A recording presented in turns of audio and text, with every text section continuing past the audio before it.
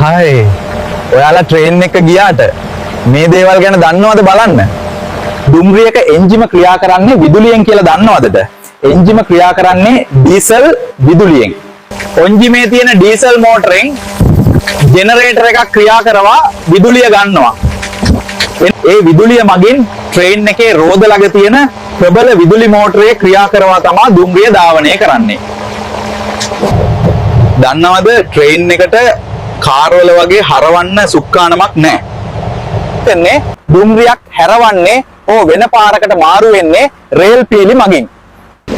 මේ පොයින්ට්ස් කියන පිලි මාරු කරන පද්ධතියෙන් තමා දුම්රිය ගමන් කරන පතය තීරණය කරන්නේ.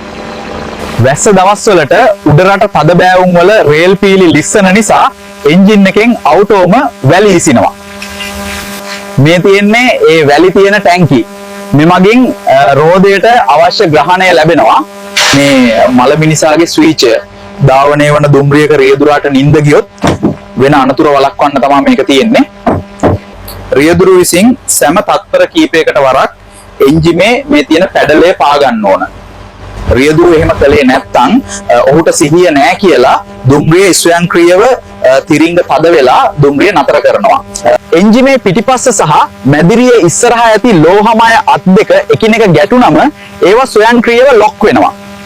ඉතින් ලංකාවේ ධාවනය වෙන බලවේග කට්ටලය DMU පට. නවීන මැදිරිලි වල බහුලව තියෙන්නේ මේක. මේ වේවැල් වලල්ල මේකට කියන්නේ ටැබ්ලට් පවුච් කියලා. නැතිනම් හූප් කියලා. වේගයේ ටැබ්ලට් එක ගැන විස්තර කරන්න ඕන නම් කමෙන්ට් එකක් දාන්න. I Mr. Pinta ෆලෝ කරන්න. ජය වේවා.